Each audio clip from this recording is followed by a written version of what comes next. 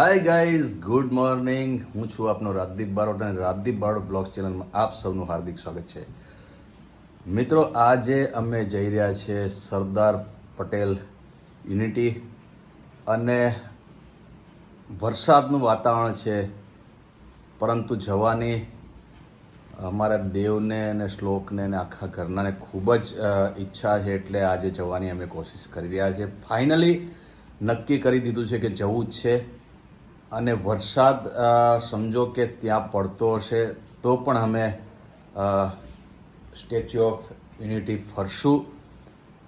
અને આજે અત્યારે વાગ્યા છે આઈ થિંક 8 વાગ્યા છે, એટલે હજુ મારે નાહવાનું બાકી છે, ફ્રેશ થવાનું બાકી છે, એટલે નહીં લઉં અને ફ્રેશ થયા પછી પાછા મળીએ છીએ. અત્યારે હું તૈયાર થઈ ગયો છું, કપડાં પહેરી લીધા છે, નહીને ફ્રેશ થઈ ગયો છું અને અમે અત્યારે આખા ઘરના ખૂબ જ એક્સાઇટેડ છીએ જવા માટે સ્ટેચ્યુ ઓફ યુનિટી.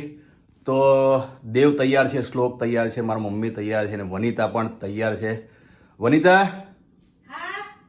અહીંયા આવો. હું પણ તૈયાર. વનિતા તૈયાર છે. કેમ છો બધા? Good morning. પાછળ ધમાલીઓ પણ તૈયાર છે. જો બંને બ્લોગર આજે મળ્યા, બોલો साथे साथे. हाँ. देखो फ्रेंड्स, यहाँ पे पापा का भी ગાઈસ, અમે બધા એક્સાઇટ ખૂબ છીએ Sardar Patel statue of unity જોવા માટે. તો ફ્રેન્ડ્સ, મારા પપ્પાની ચેનલને સબસ્ક્રાઇબ ના કરી હોય તો અત્યારે જ સબસ્ક્રાઇબ કરી દો. નવા નવા વિડીયોઝ આવે અને લાઈક. મારી તો એ કરે છે, પણ મારી તો એ કરે છે હા, રિક્વેસ્ટ, પણ હું કરું છું રિક્વેસ્ટ કે એની કરો, ખાસ તો એને સબસ્ક્રાઇબર નથી એટલે. देखो हाँ. फ्रेंड्स, यहाँ पे ये હા, चल रहा है.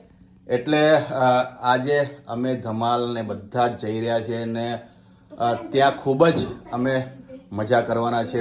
પરંતુ અમને થોડું ટેન્શન વરસાદનું છે, કારણ કે વરસાદમાં અમે જવાની બધાએ ગોઠવ્યું છે. એટલે અને એમાંય દેવ ને શ્લોક આ બંને કીધું છે કે 4-5 દિવસની રજા છે તો પપ્પા જઈએ, એટલે અમે જવાનું તો ડિસાઈડ કરી લીધું છે, પણ ટેન્શન ખૂબ જ છે કે વરસાદ હેરાન ના કરે તો સારું.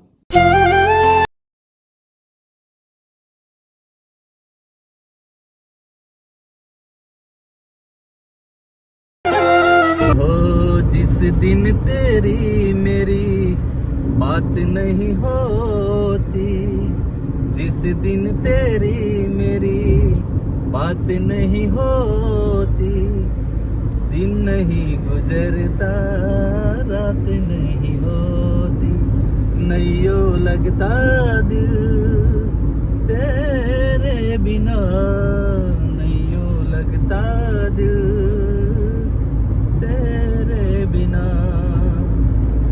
તો ગાઈઝ, અત્યારે અમે ઓન ધ વે છીએ અને બધા ખૂબ જ મોજ કરી રહ્યા છે ગાડીમાં. દેવ પણ છે. દેવ, હાય ફ્રેન્ડ્સ. મારી મમ્મી છે, વનિતા. Hi friends. ધમાલ ક્યાં ગયો? ધમાલ, હા, કોમેડિયન અમારે ધમાલ. આ છે મારો સાળો રજની. એટલે અત્યારે બધા અમે ઓન ધ વે છીએ એક્સપ્રેસ હાઈવે ઉપર અને જઈ રહ્યા છે સ્ટેચ્યુ ઓફ યુનિટી. અને ત્યાં ખૂબ જ ધમાલ કરવાની, ખૂબ જ મોજ કરવાની છે, કારણ કે અત્યારે 2-4 દિવસ રજા છે, એટલે અમે બધા ખૂબ જ મોજ કરવાના છે.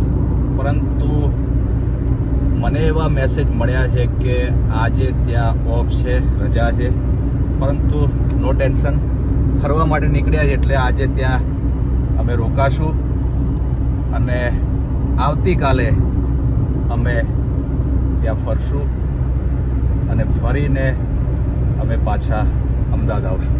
અત્યારે અમે નીકળી ગયા છીએ સ્ટેચ્યુ ઓફ યુનિટી જવા માટે અને ઘણા બધાએ ફરમાઈશો કરી છે, એમની ફરમાઈશો પણ પૂરી કરવાની મારી ફરજ છે. તો તમારી જે ફરમાઈશ કરી છે મને એક ગીત. ક્યાં ખોવાણી કોલ દેનારી નજરે જાવે નહીં, ક્યાં ખોવાણી કોલ દેનારી નજરે જાવે નહીં, પ્રીત લૂંટાણી પલમાં મારી આખડી રોતી રહી, પ્રીત લૂંટાણી પલમાં મારી આંખડી રોતી રહી. તો મારા તમામ ચાહકોને નમ્ર વિનંતી કે મારી જે બ્લોગ ચેનલ જે બનાવી છે તમારા ફક્ત ને ફક્ત મનોરંજન માટે મેં બનાવી છે, તમને ખુશ કરવા માટે બનાવી છે. તો આ બ્લોગ ચેનલમાં તમારી મનપસંદ જે તમારા ગીતો છે એ ગીતો પણ હું ગાઉં છું, અને હું ડેલી શું કરી રહ્યો છું એ પણ તમને બતાવવાની કોશિશ કરી રહ્યો છું. તો આ બ્લોગ ચેનલને તમે સબસ્ક્રાઈબ ના કરી હોય તો હમણાં જ સબસ્ક્રાઈબ કરવા નમ્ર વિનંતી. તો ગાઈઝ અત્યારે અમે હોલ્ટ કરીએ છીએ કારણ કે નાસ્તો કરવાની બધાની ઈચ્છા છે. નાસ્તો કરવા માટે અત્યારે અમે બરોડા હોલ્ટ કરીએ છીએ જગદીશ ફરસાણમાં, કારણ કે આનું ફૂડ ખૂબ જ સરસ હોય છે. બધા લોકો આગળ જઈ રહ્યા છે, મારા મમ્મી જાય છે, દેવ, શ્લોક, ધમાલીઓ બધા જ આગળ છે. તો અંદર જઈએ છીએ કેવું ફૂડ છે એ જોઈ લો. અને આજે પાછો બાને ઉપવાસ છે એટલે બાને તો કદાચ ફરાળ હોય તો ફરાળ કરાવી દેશે.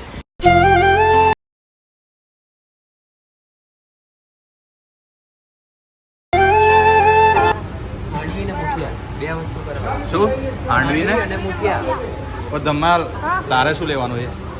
બસ ખાંડવીને મૂક્યા. ઓકે, સારું. તો ફ્રેન્ડ્સ, આ છે હાંડવી, આ છે મઠિયા, આ છે હા ઢોકળા છે, અને ખમણ છે. મિક્સ છે બધું, હે ને? મિક્સ છે બધું. અને આ બા માટે ફરાળી. તો અહીંયા જગદીશમાં બધો જ નાસ્તો એકદમ ફ્રેશ મળતો હોય છે, એટલે અમે બધા અત્યારે નાસ્તો કરી રહ્યા છે. એવું બધું લઈ લીધું ને નાસ્તો? બસ થઈ ગયું. બિલિંગ થાય ને? હા, બિલિંગ કરાવી બરાબર.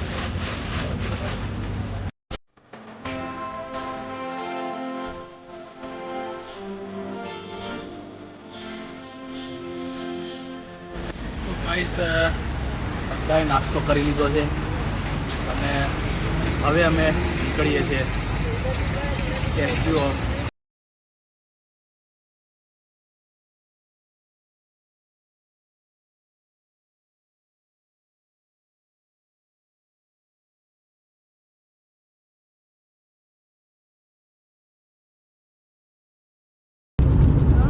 નાસ્તો કરી લીધો.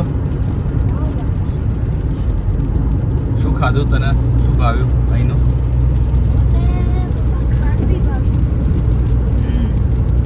વનિતા વ્હાઈટ ઢોકળા એમ. દેવ, તને શું ફેવરિટ? એવું એમ? મને બી ટમટમ ખમણ જે લીધા હતા એ રહ્યા મુઠિયા. ભાઈ ફરાળ, એમ તો ઉપવાસ હતો એટલે બાએ સાબુદાણાની ખીચડી ખાધી અને ચા પીધી. પેલી ગોળી લઈ લીધી વોમિટિંગની મમ્મી, હે ને? કારણ કે વોમિટિંગની ગોળી લેવી જરૂરી, નહીંતર પાછું વોમિટ ચાલુ થઈ જશે.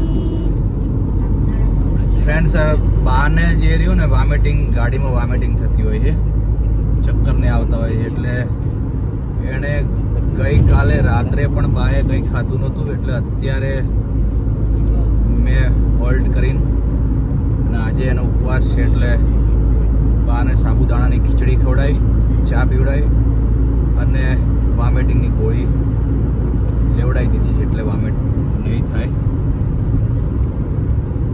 એટલે અમુક ટાઈમે સમજો કે ફ્રેન્ડ્સ, તબિયતનું ધ્યાન રાખવું જોઈએ. કોઈ પણ જગ્યાએ બહાર નીકળીએ તો અમુક ટેબ્લેટો સાથે રાખવાની. તાવની જે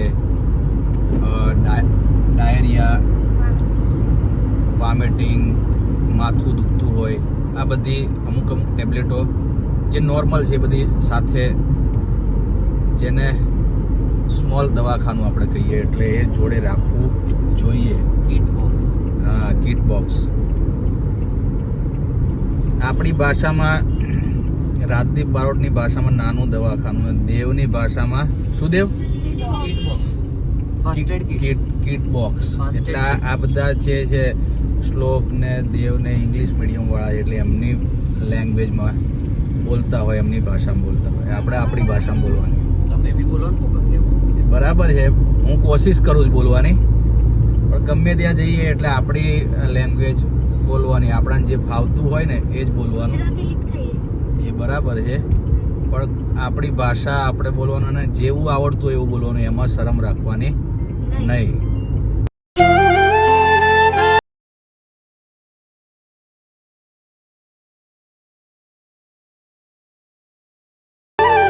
તો ફ્રેન્ડ્સ, પાછળ છે મારી પહેલી ફિલ્મ પ્રેમ કરે તો ગોરી હાચો કર, જેમાં જે એક સીન અહીંયા મારું શૂટ થયેલું. હાથમાં દીવા લઈને હું જે ભાથીજી દાદાના મંદિરે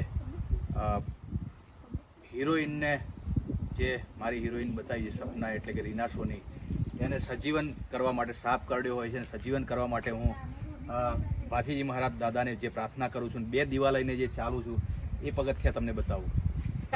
તો ફ્રેન્ડ્સ, આ છે મેં તમને જેમ કીધું કે પ્રેમ કરે તો ગોરી હાચો કર જે ફિલ્મમાં જે હું અહીંયા 2 દીવા લઈને પ્રાર્થના કરું છું, અહીંયા માથું પછાડતો હોઉં છું, એ આ જગા છે. અને તે વખતે અમારા પૂજીની બાપા હતા જે મને દીવા હાથમાં તમે આપ્યા હતા, અહીંથી લીધેલા દીવા ખબર છે, 2 હાથમાં લઈને હું અહીંયા આપણે શૂટિંગ કરીશું. તો પૂજારી બાપા એ વખતે હતા અને અહીંયા મેં જે પ્રાર્થના કરી હતી, અને ફિલ્મ હતું પ્રેમ કરે તો ગોરી હાચો કરજેનું. અને આ ભાદરવા દેવના મંદિરે એટલે ભાથીજીના મંદિરે અમે આ શૂટ કરેલું.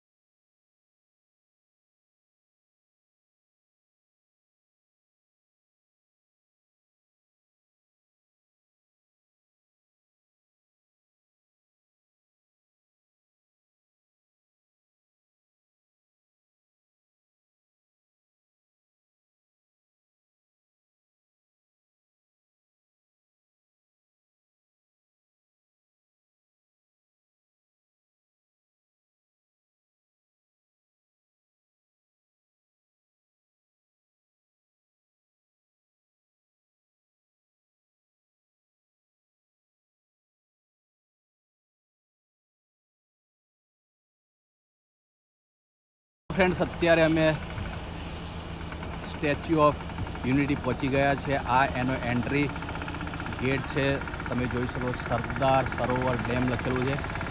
તો અત્યારે અમે પહોંચી ગયા છે. અહીંયાથી 14 કિલોમીટર લખેલું છે. તો ગાઈઝ, ઓલરેડી અમે અહીંયા સ્ટેચ્યુ ઓફ યુનિટી પહોંચી ગયા છે, પણ અહીંયા આજે રજા છે, કારણ કે ગઈકાલે 15મી ઓગસ્ટ હતી, એટલે ગઈકાલે ઓપન રાખવામાં આવ્યું હતું, અને આજે રજા છે, એટલે આજે અમે સ્ટેચ્યુ ઓફ યુનિટી ફરી શકીએ એમ નથી. એટલે આજના વ્લોગને અહીંયા અમે એન્ડ કરશું. તો આજનો વ્લોગ તમને કેવો લાગ્યો એ કોમેન્ટ કરી જણાવજો. ચેનલને સબસ્ક્રાઈબ કરજો, લાઈક કરજો, શેર કરજો. Thank you so much.